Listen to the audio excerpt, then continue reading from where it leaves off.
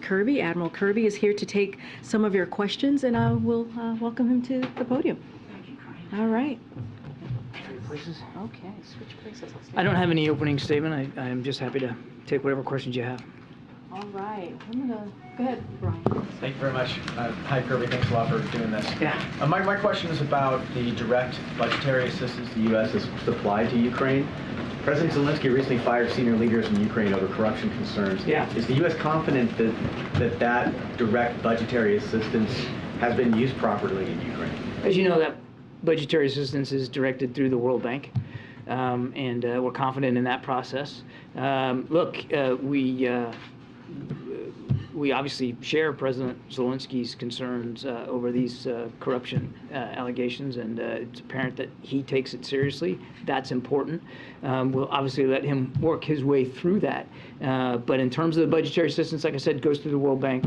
We're comfortable with that process. Any signs of We have not seen any signs that our budgetary assistance have fallen prey to any kind of corruption in Ukraine, and I would go so far as to say the same on the security assistance side as well. The weapons and the systems that we are obviously working in lockstep with the Ukrainians on accountability measures on that, and see no indication that anything we've sent over has ended up in the wrong hands or has been being used inappropriately.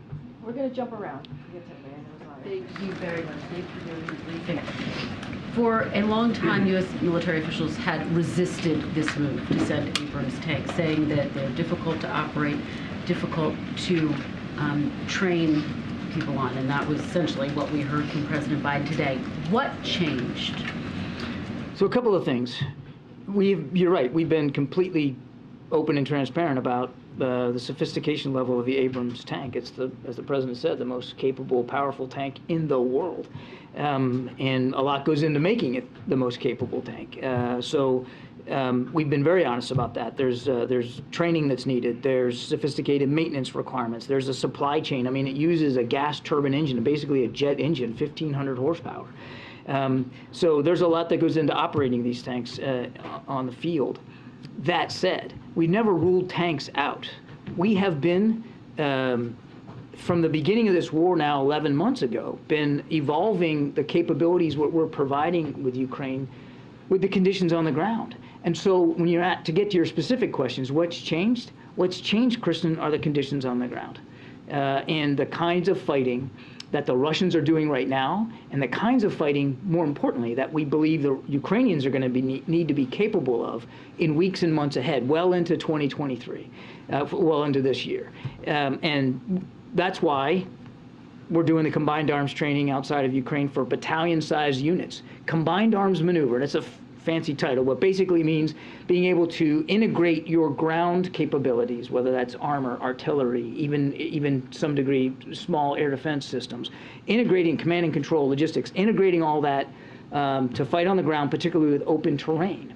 That's why armored vehicles were so high on the list for the Ukrainians, and tanks are armored vehicles. So this very much just follows right along with the kinds of discussions we've been having with the Ukrainians for months about making sure that they can fight on the terrain that they're in and that they can prepare for operations going forward this year. And just to follow up, it was part of the calculation, because obviously there had been this robust back and forth between the U.S. and Germany. Is part of this about giving cover to Germany and other European allies to allow them to send in tanks? I wouldn't use the word cover.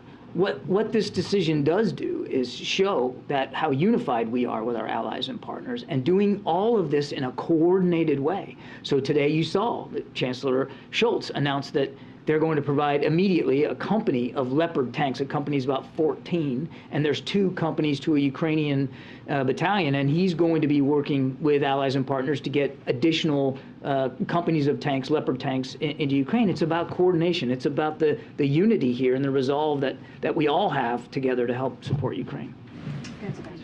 Thank you. Thank you very much for the question. Could you get a little more specific about how many tanks the Ukrainians would like to have? I mean, I know you're going to say it's their decision, but obviously you're communicating with them the whole time. How many they would like to have to get what they want to do done, i.e. these counter-offensives? And do you think they're going to get there with this whole hodgepodge of different Western contributions? So you're right, I'm not going to speak for President Zelensky. I think if he was up here instead of me, he would tell you he wants as many as he can, as fast as he can. So the battalion that we're going to provide, that's 31 tanks. And that's for a Ukrainian-sized battalion. An American battalion has more tanks in it, but the way they're organized, it's about 30 to 31 tanks. And again, the Germans are going to help organize another 2 battalions. So that's about 60 more, roughly. And that's just what was talked about today. The Brits have agreed to send some of their Challenger tanks. You heard the president talk about the French and their contributions to armored vehicles. So there's a lot that's being applied to this. And armored vehicles are important. You know, you don't go after a crocodile with a cornstalk. And these vehicles, these tanks, those armored vehicles, they're going to have an effect. Okay, but just given the goals which are approaching pretty quickly, right? If there's going to be a spring offensive, we're talking maybe a couple of months or so. Do you feel confident that the Ukrainians are going to get to where they want to be in terms of the armor for these combined arms maneuvers you talk about? That they're going to have all that kit ready? I can go so far as to tell you that it is our goal, and a goal shared by our allies and partners, including in the phone call this morning that the president had. That we accomplish exactly that goal, that we get to Ukraine the capabilities they need to be successful on the battlefield today, but just as critically in the future, going forward this year. Because right now, I mean, it's wintertime, so the conditions are not great. There's some fighting in the Donbass, but other than that, there's not been a whole heck of a lot, at least around down in the south. But as the weather conditions improve, you can expect that the Russians are going to pick up the tempo. We have to be ready for that, and I know the Ukrainians feel they have to be ready for that. So it's about helping Ukraine defend itself, but also, as you heard the president say, helping Ukraine be able to go on the offense when the weather conditions and when the operational conditions are permissive. Does that answer your question? Thank you very much. And then I'll come to This is kind of a follow-up to everybody's question. How much of the U.S. announcement today was a diplomatic effort versus actually the battlefield capability effort in the months ahead when these 31 tanks can be delivered? Both. There was a lot of diplomacy that went into the announcements today, and you know, I know we've all been focused on the last few days and things that have been said publicly, but actually, I mean, the effort, the decision you saw today by both Germany and the United States was several weeks in the making through many discussions with the Germans and with our allies and partners. But it also, there's a military component here too, Phil. I mean, I get it. I get you know, where you're kind of going is that these tanks are not going to get there for many months, and I understand that.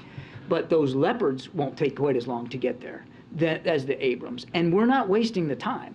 I mean, even as we procure these tanks, we're going to be, the Pentagon will very soon start doing the training for Ukrainian tankers, Ukrainian troops that man tanks, so that they can be ready to receive once those tanks are on the battlefield.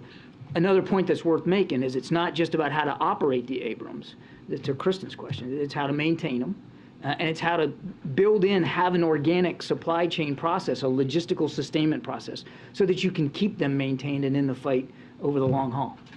Ask one quick thought. We always hear after announcements like this, and you've talked about the progression as the battlefield conditions have changed, the Russian threats of escalation or talking about crossing red lines. Do you feel like those threats at this point are both just par for the course, but also somewhat empty? In the sense that you mean the Russian threats? They don't seem to stop anything. Well, we don't. I mean, look, we don't just take anything for granted when they say it, and we're not dismissive.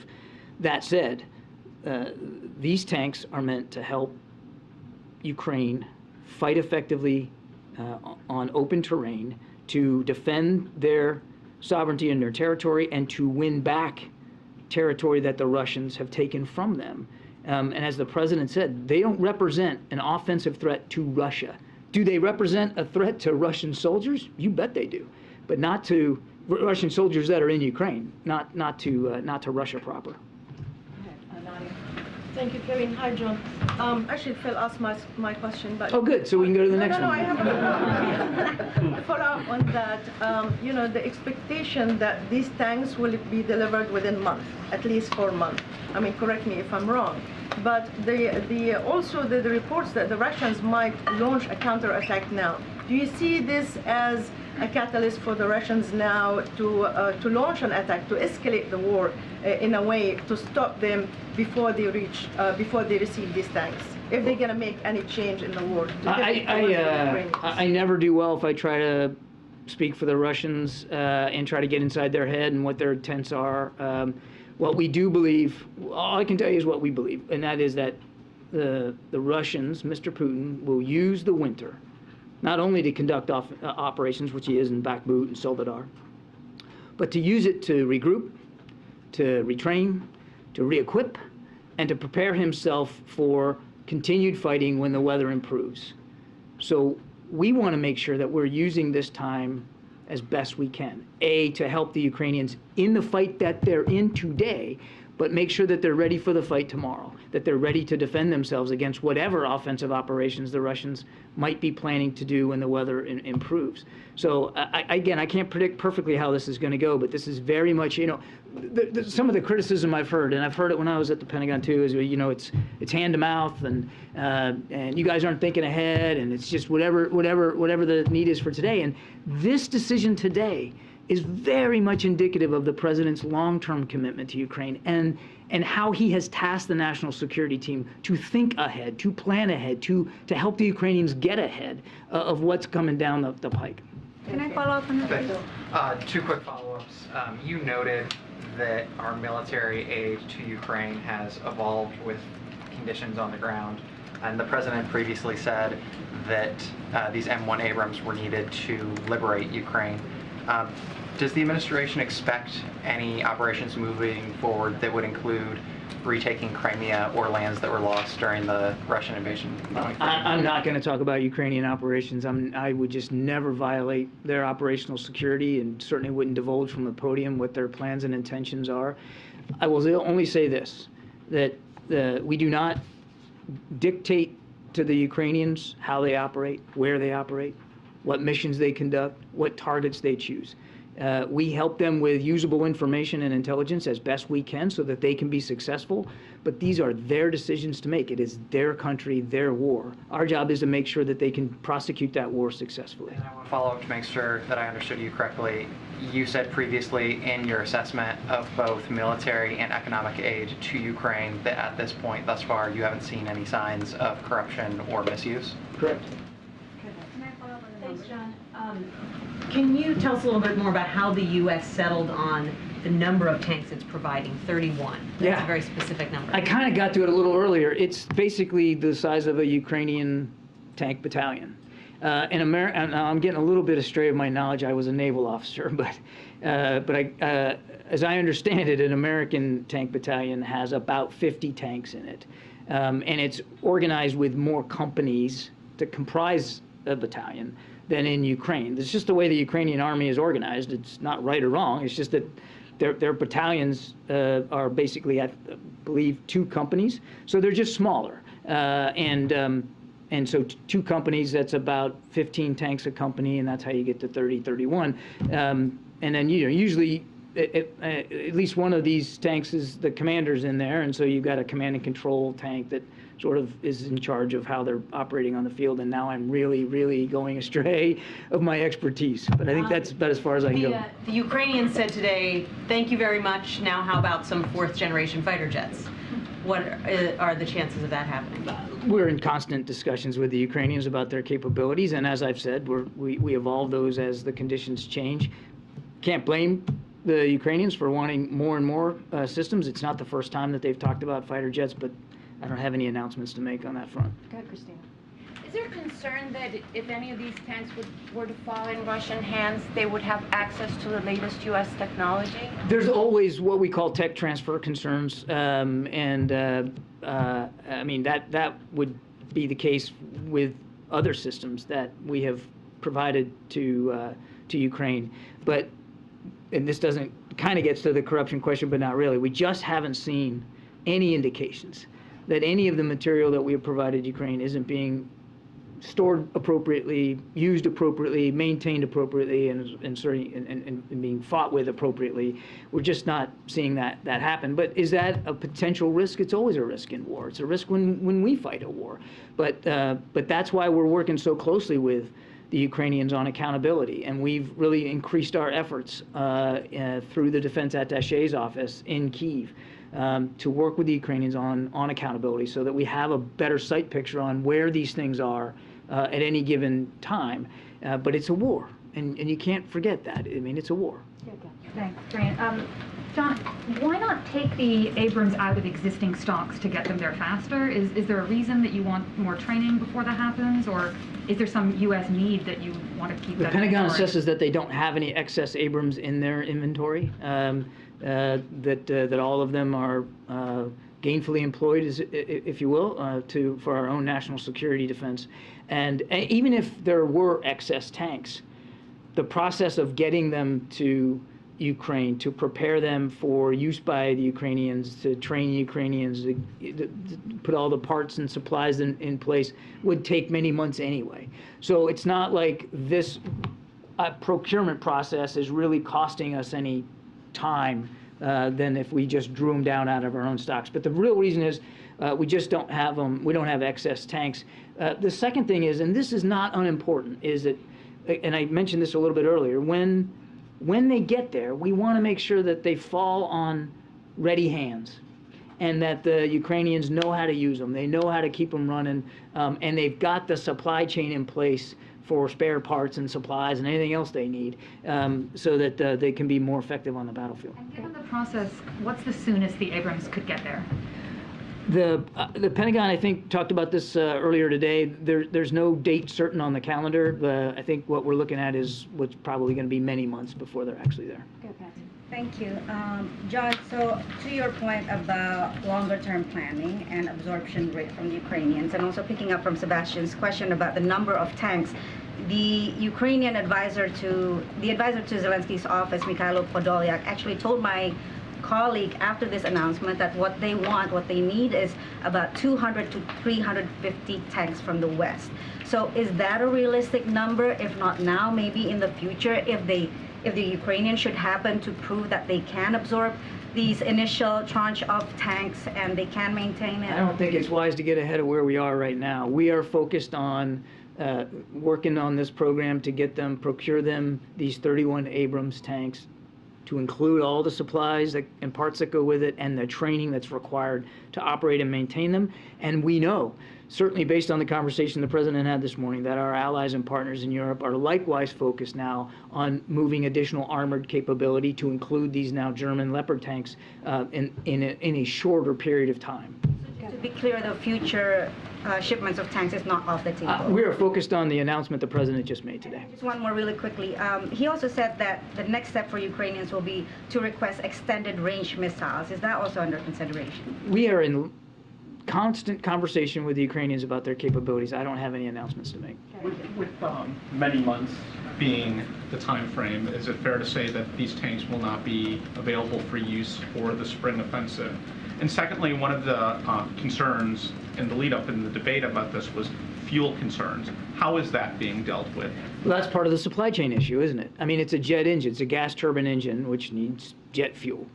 So there's a specific type of fuel that powers the Abrams, and we've got to make sure that that pipeline, literally and figuratively, is available to Ukraine. So that's going to take some time as well. And look, I'm not going to predict date certain on the calendar. It's going to take many months before the tanks get there.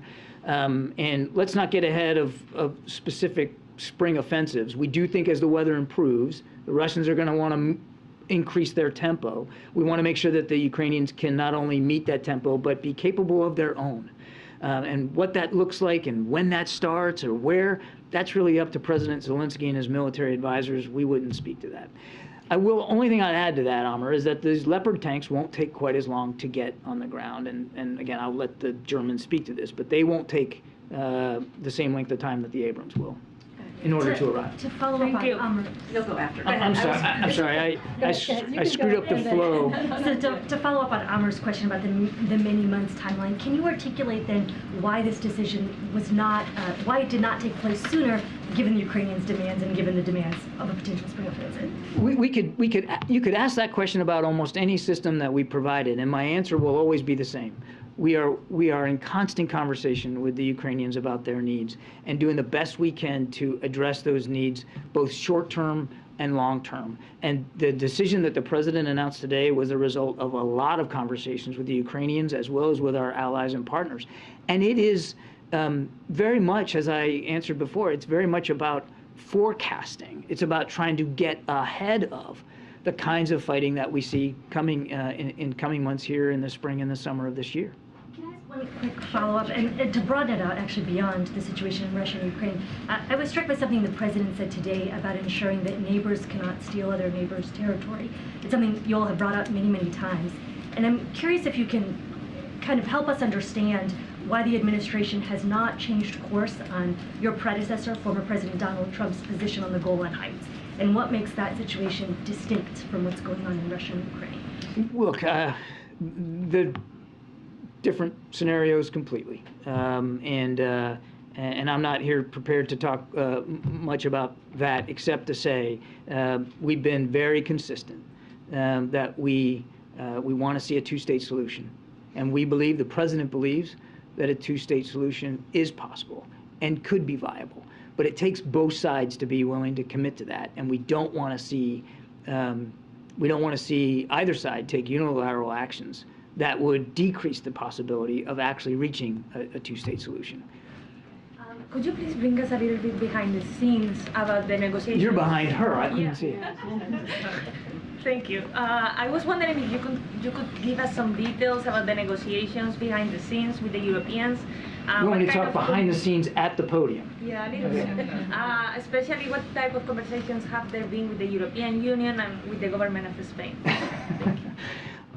The discussions have been very robust with our European allies and partners, again, for many weeks here.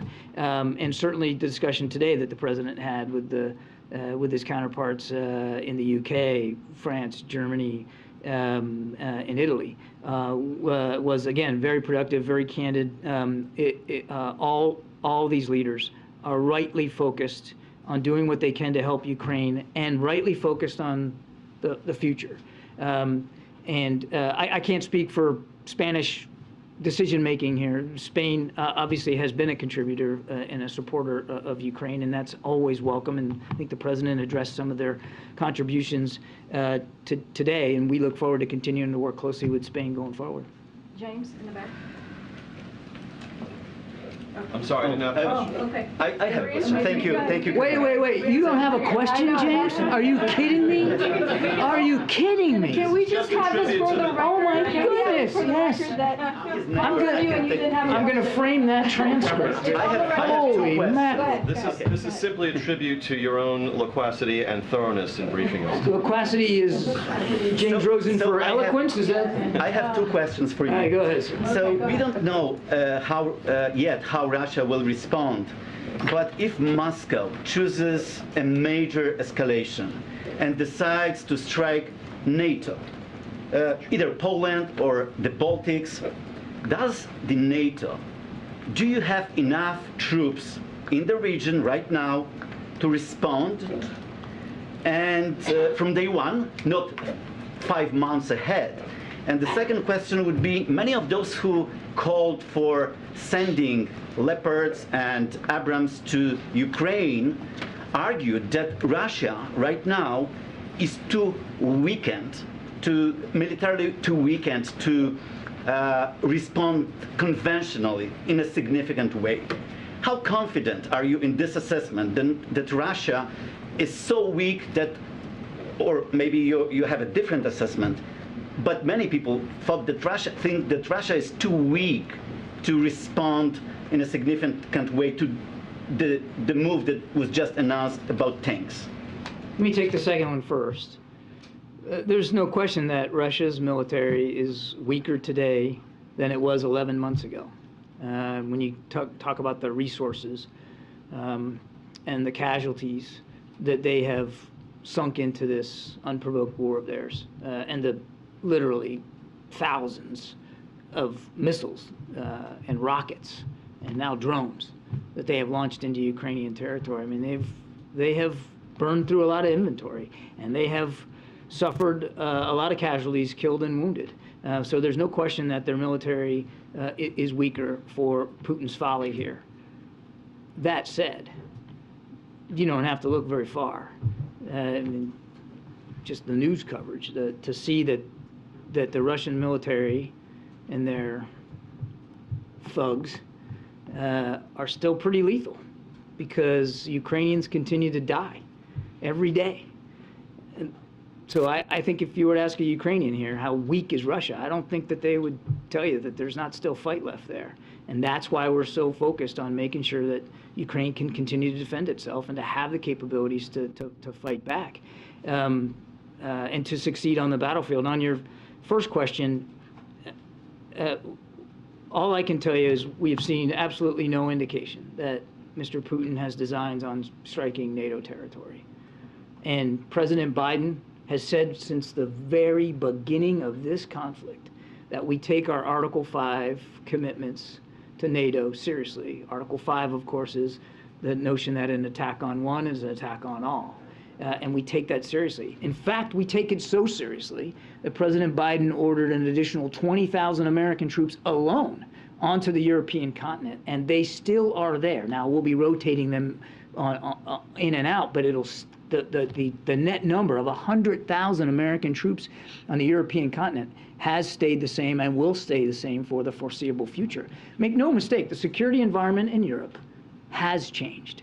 Not is changing, not will change. It has changed because of what Mr. Putin did. And the United States anteed up for that and made clear to our NATO allies, particularly on the eastern flank, how seriously we take our responsibilities to those Article 5 commitments. And Mr. Putin needs to understand that. But do you have enough troops? Because many of those countries send its own tanks, missile systems to Ukraine.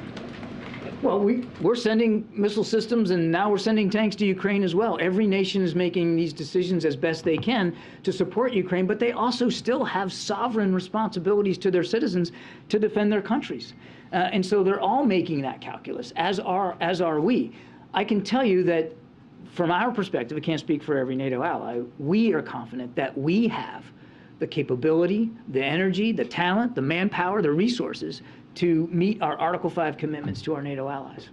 Are there any signs of a nuclear threat? Thank you, Karine John. Got two questions about China. First, Karine told us yesterday that the U.S. has been communicating with China about the implications of helping Russia. Can you tell us what China's response was to the U.S. communication, and if China continues to provide economic support, and including by selling non-lethal military aid to Russia, would the U.S. impose stronger measures than just communicate? I won't get ahead of decisions that haven't been made, and I'm certainly not going to detail diplomatic conversations. We've been very clear publicly, and we certainly have been clear in private settings with Chinese leaders that we don't believe that now is the time for business as usual with Russia, and that we want to see every nation sign up to the strict sanctions regime and abide by those sanctions, meet those sanctions, and do nothing to support Russia. Now, every country makes their decisions for themselves, just like I said before, and China's going to have choices that they're going to have to continue to make here about what side they want to be on. We know they're still buying Russian oil, for instance, and it's not clear, whether they will abide by the cap. But this is the time for the international community, and you're seeing so much of it today in this decision, to really continue to rally around Ukraine and to make the right decisions. Follow up on China, sorry. So China's been saying that there's 70,000 COVID deaths in just over a month, up from just a dozen reported earlier this month. Does the U.S. believe that new number by the Chinese government, saying that there's been 70,000? The Chinese, we have continued to encourage the Chinese to be cooperative with international reviews and studies about COVID, and they have not been fully transparent, and we cannot speak to the veracity of those numbers. We urge China to be fully transparent about what's going on. Sorry, I think, ma'am, I gotta move on. I appreciate it. We all have questions. If back to the timeline, if I may, you saying repeatedly today that it's going to take many months for all these tanks to be delivered. Taking a step back, should Americans see that as a sign of a harsh reality that this war is nowhere near from over? I think we need to prepare ourselves that to continue to have to continue to support Ukraine for quite some time. I can't be perfectly predictive on that. And I obviously, and you heard the president say this today, we'd like to see this war end today, and it absolutely could. All Putin has to do is pull his troops out of Ukraine, call it a day, and it's over. But he has shown no signs of being willing to do that. And so we got to make sure that Ukraine can succeed on the battlefield so that they can succeed at the negotiating table. And it's difficult to be able to predict how long this is going to go on. But we have to be prepared. And this is I think, to get to your question, well, I can't tell the American people exactly how long it's going to take. We have to be prepared to stay at this task of supporting Ukraine, as the president said, for as long as it takes, with the expectation clearly that we want it to end quickly. We want it to end now. But again, we have to stay at that task. And there's been terrific bipartisan support here in town, bicameral and bipartisan support here in town for support to Ukraine. And the American people, as the president said, they too have been supportive of this. They understand what's at stake, and it's obviously Ukrainian sovereignty and Ukrainian lives, but it's bigger than that. It's about the principle of sovereignty. There's also been, if I could believe that, there's also been bipartisan outrage and frustration over the last few days that there are just more and more disclosures of classified documents showing up in places where they were not supposed to be. From a national security perspective, you work in national security, how concerned are you, and does the system need reform? I'm going to defer most of the document questions to Karine. The only thing I'd say here is that you're welcome. Thank you.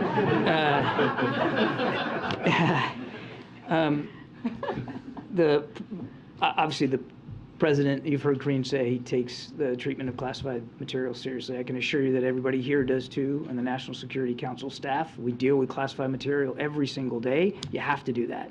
We all know what the rules are. We follow the rules, and the procedures exist for a reason, and they've been developed over many, many years as the nature of classified material has changed now to now include electronic capability. And so we're working at that very, very hard. I don't have any changes to speak to. The process of classified material handling, not process, but the guidelines change over time as technology changes, and we're always reviewing those procedures to make sure that they're fully appropriate. Is there a problem then with overclassification?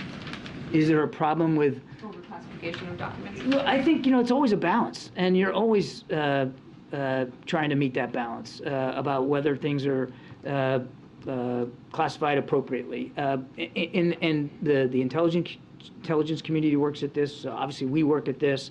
I wouldn't go so far as to slap a Band-Aid on it and say, yeah, everything's overclassified, but it's a balance that we try to strike to make sure that everything is appropriately marked and appropriately handled. But, it varies from document to document and from issue to issue.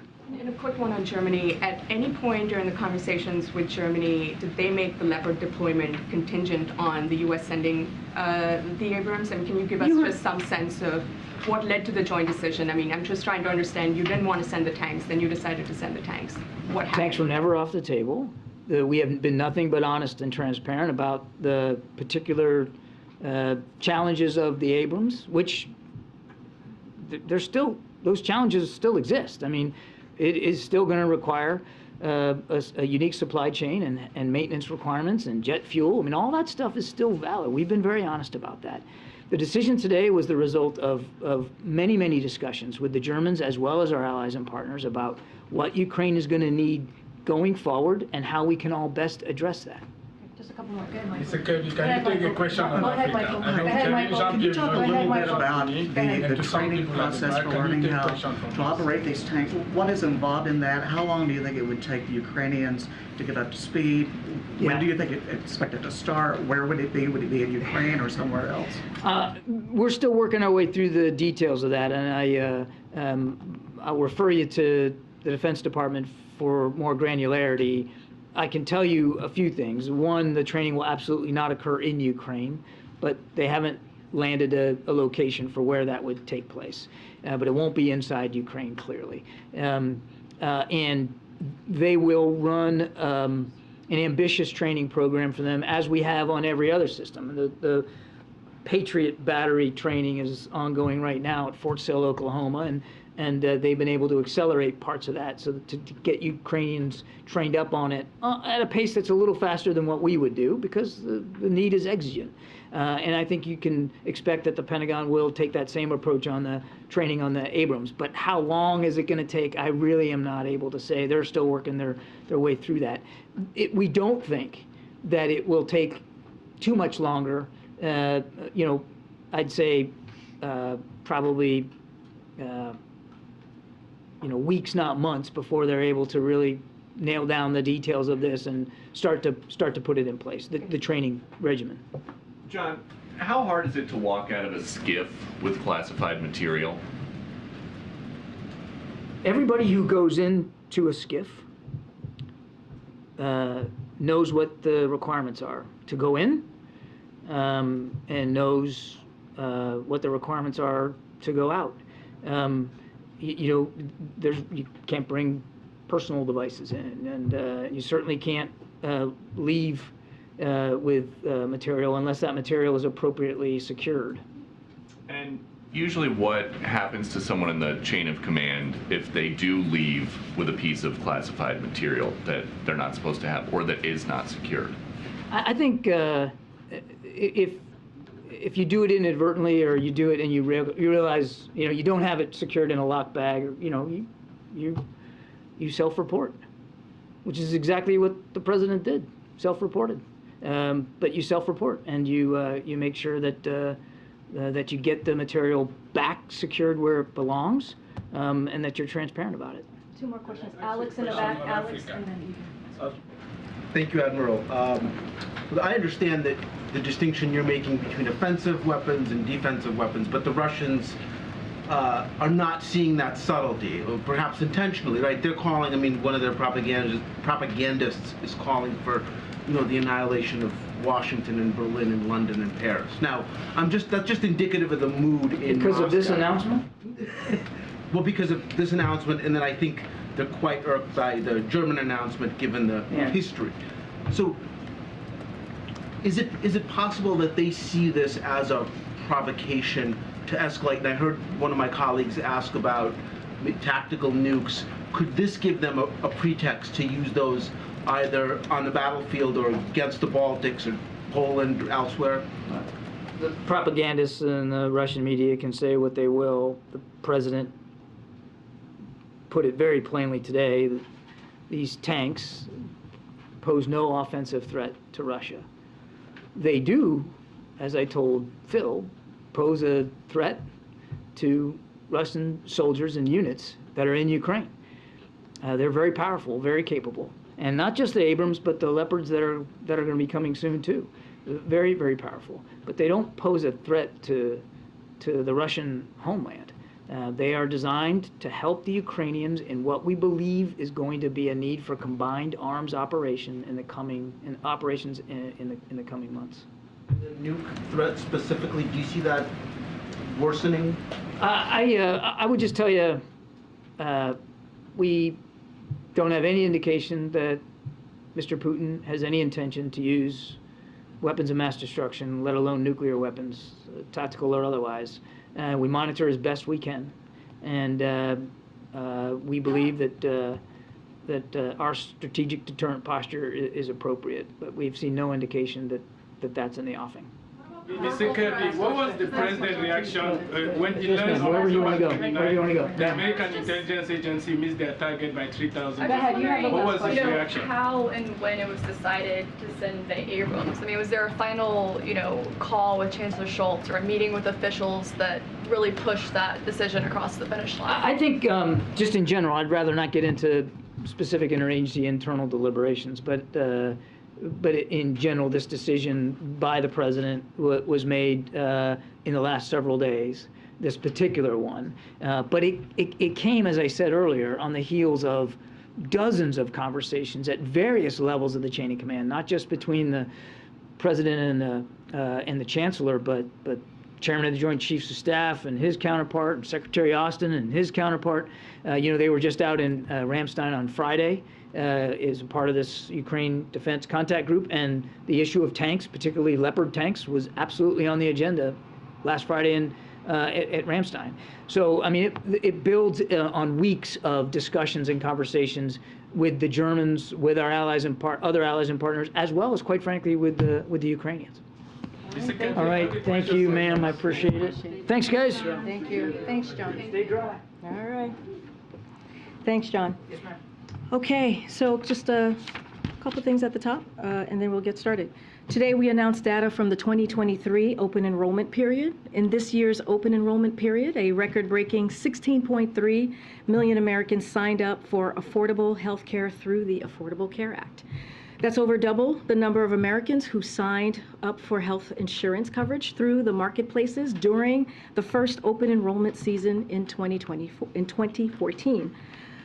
4 out of 5 consumers looking for health care through the Affordable Care Act could find health care plans for $10 or less per month. That's because of the lower health insurance rates that were delivered as part of the American Rescue Plan and were locked in through the Inflation Reduction Act. In all, these lower rates are allowing millions of Americans to continue to save $800 per year on health insurance coverage. President Biden promised to lower costs for families and expand access to quality, affordable health care, and he is delivering on that promise. Bless you, Nancy. And finally, as you all know, tomorrow President Biden will deliver remarks on recent proof that his economic plan is working, including a record nearly 11 million jobs created, the 2 strongest years of job growth in history, 750,000 manufacturing jobs created, the lowest unemployment rate in 50 years, the best 2 years for small business applications on record, annual inflation falling and wages rising over the last 6 months. The president will then contrast his plan with Republicans, as you've heard us do many times from here. The president is building an economy from the bottom up and the middle out, and protecting Social Security and Medicare. Congressional Republicans want to cut Social Security, want to cut Medicare programs Americans have earned, have paid into, and impose a 30% national sales tax that will increase taxes on working families. That is what they have said they want to do, and that is clearly their plan. His remarks will be in Springfield, Virginia, with steam fighter union workers who are benefiting from his economic plan. With that, Amr, can you kick us off? Thank you. Does the administration think it's time for all former presidents to do a scrub of their homes and offices to make certain they don't have any classified documents in their possession? So I think I was asked a version of that question yesterday, and it remains the same as what we're going to do from here. Is, again, be prudent, be consistent. I would refer you to the White House Counsel Office. I'm just not going to comment on any change of procedure, how things should move forward. I would refer you to the White House Counsel's Office. On a separate matter, any reaction to Senator Joe Manchin moving to delay new tax credits on EVs? So I haven't seen those reports. Clearly, when it comes to electrical vehicles, that's something that is incredibly important to this president. We saw that in the bipartisan infrastructure legislation. Remember, it is a bipartisan piece of legislation, and he is committed to really tackling climate change by making sure we're moving forward. One of the processes is making sure that we're moving with electric vehicles. I don't have anything specific to say about this particular action that the senator is making. One last thing, any updates on when Speaker McCarthy may be coming to visit? So as you know, the president is very much looking forward to meeting with Speaker McCarthy. We haven't locked anything in yet. They have a working relationship, as we've said before. They want to continue and build on that relationship. Don't have anything here to share. They're expected to talk on a range of issues. When we have locked in that meeting, we certainly will let you all know. Thanks, Karine. Another question about Senator Manchin. He had a meeting with the House Speaker, and reportedly he said after that meeting that he wants the White House to negotiate over cutting spending in exchange for raising the debt limit. Has he conveyed that position to the White House, and does the White House have any response to Senator Manchin about that? I'll say a couple of things, and I've been asked this question over the last 2 days in different variations. Look, I don't have any conversations to share that was had on this campus with Senator Manchin. As you know, we talk to congressional members from both sides of the chamber very regularly. What I will say is the president has been always very clear. If folks have ideas on how to deal with the national debt and lower the debt, he's happy to hear that conversation. He's happy to hear those policies and those ideas. And as you know, you've heard me say this many times, 1.7 trillion, which is a record number that the president has been able to do to bring down the deficit. When it comes to default, we see this as a separate matter. We see this very differently, and it should be done without conditions. We've been very clear about that. And if you think about just the basic action that the Congress should be taking, we're talking about the debt that has been acquired, that has racked up by Congress. We're not talking about new spending. We're not talking about anything new. We're talking about Congress just paying their debt, which is a basic responsibility.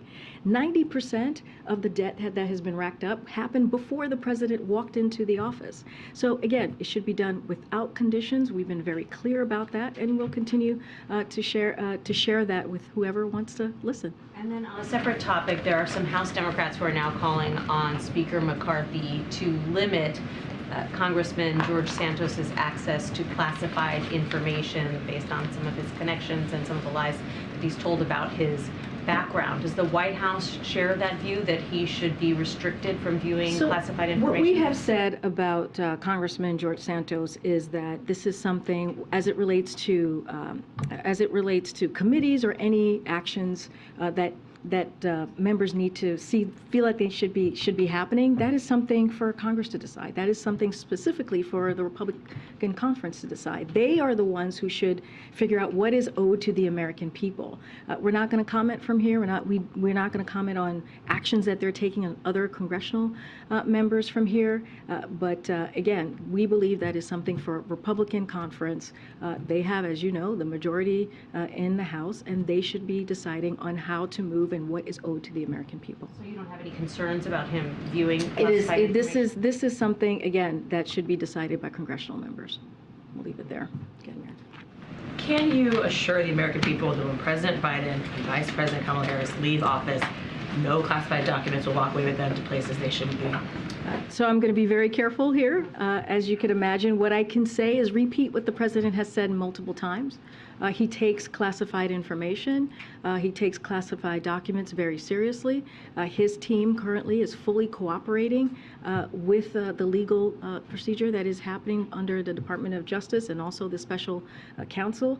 I'm just not going to go beyond that. I'm not going to predict or lay out anything that might happen in the future. What I can say is this is something that the president, this is a matter, an issue that the president takes very seriously. Another topic, any reaction from you from the White House about Speaker McCarthy's decision to keep Representative Schiff and Swalwell from the Intelligence Committee? So I'll say this.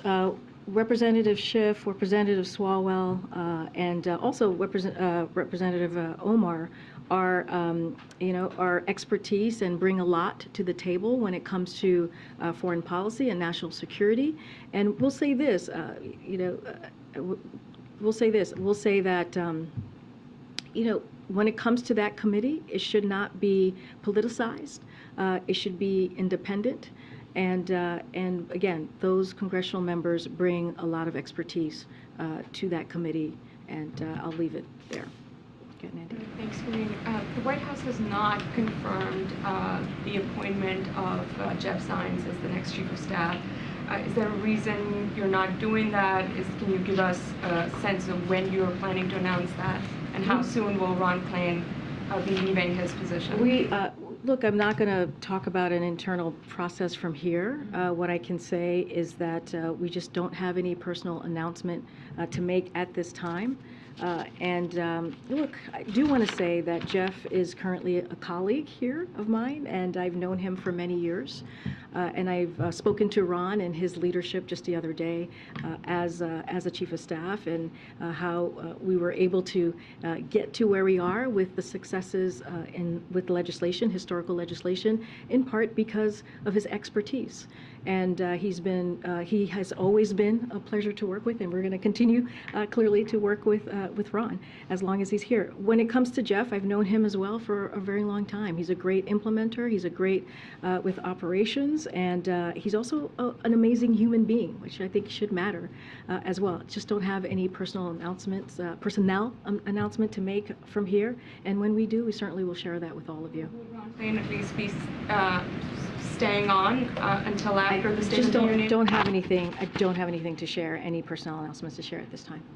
Thanks, Karine. I was wondering, is the White House concerned or keeping an eye on what's happening in Memphis right now in terms of, there's a federal civil rights investigation into the death of a man who had a confrontation after a traffic stop. I know his family and lawyers have seen the body cam footage. There's an expectation that will be released publicly in the coming days. Are you guys watching that or doing anything to prepare for that? Well, again, want to be very careful here. That is an ongoing investigation, so don't want to comment on an independent investigation. I'll say this, our hearts go out to his family, and I'll just leave it there without stepping over the line here and commenting on something that's ongoing. And just one other, there was an announcement today that the President and Vice President will be doing a joint event together in Philadelphia. They aren't often outside of Washington together. Any context you can provide in terms of the planning for that and what you guys are intending with that? Absolutely. We advised this recently. It's going to be next Friday. Both the Vice President and the President will travel to Philly, which will be on February 3rd. And they will discuss the progress we have made in their work implementation, the Biden-Harris economic agenda. That continues to deliver results for the American people, and we will have more additional information as we get closer to that date. Okay, Mike. Thanks, Yeah, I'll go to that. The House Judiciary Committee is planning its first hearing next week on what it's calling the Biden border crisis.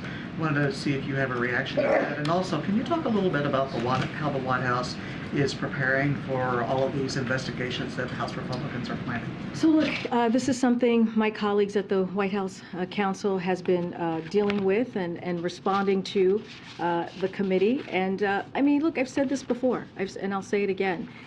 During the midterms, we've heard from congressional members, Republicans in particular, that their focus was going to be on lowering costs for the American people, dealing with inflation, which is something the president has been doing for the last 2 years. And on brand, they decided to do the opposite of that, to not deal with inflation, to not work with us in a bipartisan way, to continue to really truly work for the American people. That's what we're seeing. My colleagues have said this before. I'll repeat what they have said. We are willing to work with the committee in a good faith fashion, but again, it has to be in a good faith fashion, and certainly talk about items or talking about anything that is pertinent, that is appropriate. But again, in a good faith fashion. And so I'm not going to get ahead of what my White House Council colleagues have said. But again, this is, they are doing the complete opposite of what they said that they would do during the midterms. And we have to remember, the American people spoke very, very clearly on what they wanted to see. They wanted to see Republicans and Democrats work together to deal with the issues that truly matter to them. You've announced some of these day trips that the president's going to be doing over the next week and a half. Obviously, in less than 2 weeks, the president will be doing the State of the Union. Has he started preparations for that speech, and is there anything you could tell us about that overall message that we might hear from him that So night? we'll have more details on the State of the Union. I can say this is the State of the Union. This is something that the president takes very seriously, and he knows this is an opportunity not just to talk to the congressional members that will be in front of him, but also the American people, and talk about the successes of the last 2 years and how he sees his vision in the next year, especially as we go further into 2023. So he sees this as an important opportunity to talk about how we're lowering costs for the American people. What else are we going to do to make sure we deliver what he promised, right? An economy that's built from the bottom up and the middle out. What else, or how else can we work in a bipartisan way? Don't want to get too far into what he's going to say. Clearly, we'll have more to share, but this is he sees this as an important moment, not just for him, but for the American people to hear directly from the President of the United States. I'm just going to go ahead. You said the president would have his physical finished by the end of this month. Is that still on track? That's still on track. When we have a date to share, we certainly will. Okay, just one other quick one. The House Oversight Committee is looking into Hunter Biden's art sales, or the sales of his own art. Is the White House concerned about that? Does it have any response to it? I will refer you to Hunter Biden's representatives on this. Go ahead, and right behind. Yeah, go ahead. There are concerns that the big tech layoffs and the banking layoffs will spill over into the broader economy. When the president speaks about the economy tomorrow, how will he address those fears and the fears of a recession? And look, we understand, you know, the fears. But what I will say is that, and I've spoken to this a couple of times, that there is data, job data that we have seen, job opening data that we have seen, where layoffs remains record low. And so that is important to look at those numbers as well. I've talked about the consumer price index. I've talked about the PPI numbers that we have seen, as we have seen inflation continue to come down over the last 6 months. And that is important as we talk about the economy, as we talk about how the economy is building, we're building jobs, building back up. And so those are all important data points that we watch as well, that all of you do as well. You look at the GDP, it grew by 3.2%. All of that is important as we speak to this, as we speak to what we're seeing across, just across the board.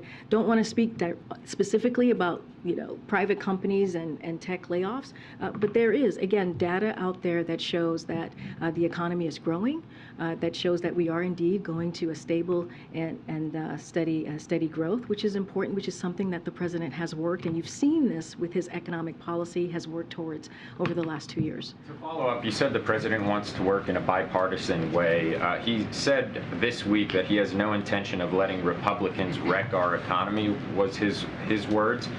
Does the administration view calling out Republicans as an effective tool when dealing with recession? So I'll say this, and I've talked about this before. We are willing, and the president is willing, to work with Congress in a bipartisan way, as he has in the last 2 years. We have seen results of that.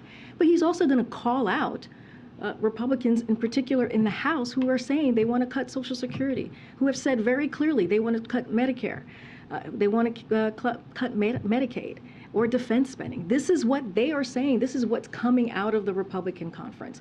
And the president has said that he's going to fight every day to protect those programs that taxpayers pay into. And we have to remember, those programs, they benefit veterans, they benefit our seniors, and taxpayers who, again, have earned the right to be part of those programs. So yes, he is going to call that out when he sees there is real danger against those programs. Okay, thank you. Two quick questions. Just when the meeting with Speaker McCarthy happens, is it the expectation that it will be here at the White House, or is there any? I know the president's scheduled to go to Camp David this weekend. There's not going to be a possibility that the speaker is going to appear to meet with the president some other off-campus. So let me just say this, just as a reminder to all of you. It is very common. It is tradition, right, for a speaker to meet with the president, especially in this instance, as we go into the 118th Congress. So there's nothing unusual, and we are looking forward for that to happen. Don't have a date set here, and I don't have clearly the expectation that it will happen here at the White House. But as soon as we have more information, certainly we'll share that with all of you. Question I had asked, I think about a month ago, if there's any update on the architect of the Capitol. There's been an ongoing investigation, and I know that members of Congress are trying to figure out if there's anything they can do, but the architect is actually a presidential appointee, so I'm wondering if there's any No, that's a very good question. I forgot to, I don't remember the question, but certainly we will take it back and come back and reach out to you with where we are on that. Go ahead, I know. Yeah. President Biden has tried to decriminalize or deschedule marijuana, and in the interim, companies, legal marijuana business in New Jersey and elsewhere, can't open checking accounts. They're doing it in cash. They're being robbed, and minority businesses can't get the money they need to open and compete with the big people. Has the president talked about doing anything administratively to try to ease some of these banking regulations and allow these businesses to flourish? So I don't have any new policy announcements to make from here. As you know, this is something that Congress is working on, and we understand that there's interest in legislative and action, but I would refer you to Congress because, again, this is, again, what they're working on. Just don't have anything to preview on any new policies from here. Go ahead. Thanks so much. The president said last week he has no regrets in his handling of classified documents. When he saw how forthcoming former Vice President Mike Pence was, his team was about the fact that they did find classified documents in his Indiana home, did the president regret not telling the public about this immediately and instead letting it leak in the press? So I'll say this, and again, I'm going to be very prudent. I'm going to be very consistent here. We have seen statements from the president's personal lawyers. We have seen statements from the White House counsel's office that laid out, believe there was a timeline that laid out how this process went from our point of view. I'm just not going to go beyond that. I will refer you again to those documents, and I will just reiterate what the president has said. He takes classified documents, classified information very seriously, and I'm just not going to go beyond what he has said. I'm not going to go beyond what has been shared in statements by his lawyers. A number of lawmakers reacted yesterday to the revelations by former Vice President Mike Pence with some disbelief, saying that writ large, the system is broken when it comes to top officials handling classified documents. Does the president, does the administration agree with that assessment? And does the president, as the commander-in-chief, feel it's his responsibility to do something about it? So look, I know my colleague was just asked this question, and I do want to be very careful.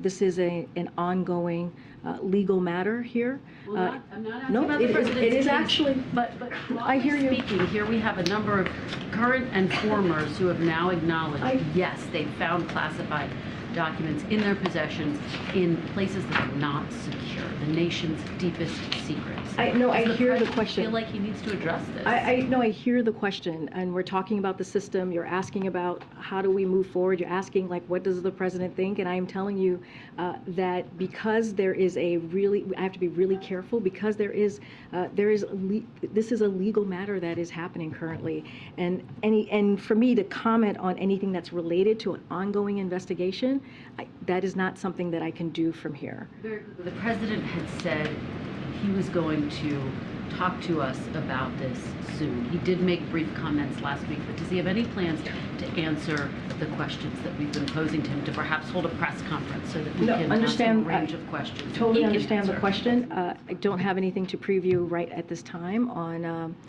any opportunities for the president to address this. But as you all know, and I know questions were shouted earlier, there's many opportunities that you all have with him where he takes all of your questions, and he has over the past 2 weeks. Answered questions about this. We've been shouting them. No, he's answered. Actually, when he was in California, he took a question. When he was in Mexico City, he was asked it. He took a question. The day after that, the day after that, he took a question. So I'm just saying that it's not that he hasn't addressed this at all. He has. I just don't have anything to preview on a potential press conference or anything like that, and an opportunity that you all will have to hear from him directly. But again, he has been asked a question a couple of times, and he's answered it, and you all have heard from him on that. Go ahead. Any comment, Karine, on the reports that President Biden is considering Fed Vice Chair Brainard as the next head of the NEC? Is there any timeline for that decision process for him? Look, I'll say this. Don't have any personnel announcements to make. The president would love to see and wants to see Brian D. stay as long as he can in the administration. And he has been here, as you all know. He's been many times to this podium, but he's been at the White House for more than 2+ years and has been an integral part of the president's economic policy of building an economy from the bottom up, middle out. Just don't have any personnel announcements to make at this time. Thanks, everybody. Thank you.